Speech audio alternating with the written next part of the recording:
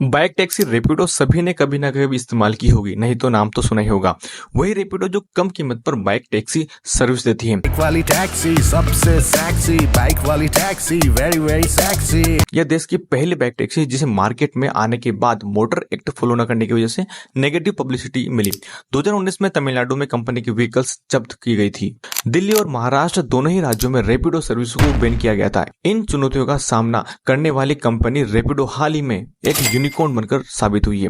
बेंगलुरु में अरविंद संका, पवन गुट्टुपल्ली और SR ऋषिकेश ने मिलकर 2015 में रैपिडो की शुरुआत की थी। पवन गुट्टुपल्ली का जन्म तेलंगाना में हुआ था। किसान परिवार से आने वाले पवन ने बचपन में ही कंप्यूटर प्रोग्रामिंग सीख ली थी। उनके पिता खेती के साथ बिजनेस भी किया करते थे। वह अक्सर पिता को काम करते देखते थे। पवन के पिता उनसे कहते थे कि अगर सक्सेस चाहिए तो बेटा सिर्फ दूसरों की भलाई करना। इसी को इंस्पिरेशन बनाकर उन्होंने आगे का सफर तय किया। IIT खड़गपुर से पढ़ाई पूरी करने के बाद पवन की जॉब सैमसंग में लग जाती है। सैमसंग में पवन ने सॉफ्टवेयर डेवलपर का काम किया। इसके बाद पवन जॉब करके साउथ कोरिया चले जाते हैं। वहां काम करने के दौरान उन्हें खुद का बिजनेस करने का आइडिया दिमाग में आता है, तो पवन जॉब छोड़कर वापस इंडिया आ जाते हैं। वह स्टार्टअप के लिए आइडिया तलाशते हैं और एक्सपेरिमेंट करते रहते हैं। इस दौरान उन्होंने अपने स्कूल के दोस्त अरविंद संका के साथ मिलकर द कैरियर नाम से एक स्टार्टअप की शुरुआत की। द कैरियर स्टार्टअप में वे मिनी ट्रक से इंटरसिटी लॉजिस्टिक सर्विस देते थे। हालांकि उनका यह स्टार्टअप जल्द ही फेल हो जाता है। अब मिनी ट्रक चलाने के लिए ज्यादा पैसों की जरूरत पड़ती है। इसी वजह से उनका यह स्टार्टअप बंद हो जाता है। अब रैपिडो पवन का 8वां स्टार्टअप है। इससे पहले उनके 7 स्टार्टअप फेल हो जाते हैं। जब पवन साउथ कोरिया से जॉब छोड़कर भारत लौटे तो उन्हें लोगों के तानों का सामना करना पड़ा।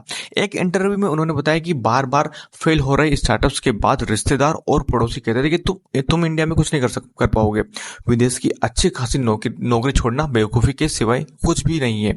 बिना जॉब के अब मुश्किल आने लगी थी। सेविंग खत्म हो रही थी। स्टार्टअप्स लगातार फेल हो रहे थे। इसी बीच बेंगलुरु जैसे शहर में स्टार्टअप के सिलसिले में बार बार एक जगह से दूसरी जगह जाना बहुत खर्चीला होता था। ऐसी स्थिति में पवन को कम किराए और सड़क जाम से बचने के लिए कोई उपाय चाहिए था। कुछ कंपनियां उस समय भी टैक्सी सर्विसेज की फील्ड में काम कर रही थी। हालांकि वो मुंबई दिल्ली तक ही सीमित थी और उनका किराया भी बहुत ज्यादा था। यहीं से उन्हें छोटे शहरों के लिए कम किराए में राइड सर्विस शुरू करने का आइडिया आया। 2015 में पवन ने ऋषिकेश, SR और अरविंद संका के साथ मिलकर रैपिडो की शुरुआत की। रैपिडो को सबसे पहले 2015 में बेंगलुरु में लॉन्च किया गया था, जिसकी टैगलाइन थी राइड सोलो। कंपनी शुरू करने के बाद पहले 3 महीने फाउंडर्स अरविंद संका, पवन गुट्टुपल्ली और SR ऋषिकेश खुद ही कैप्टन बनकर राइड देते थे। उसके बाद प्रयोग के तौर पर 15 से 20 ऐसे लोगों को कैप्टन बनाकर कमाने का मौका दिया जिनके पास खुद की बाइक थी।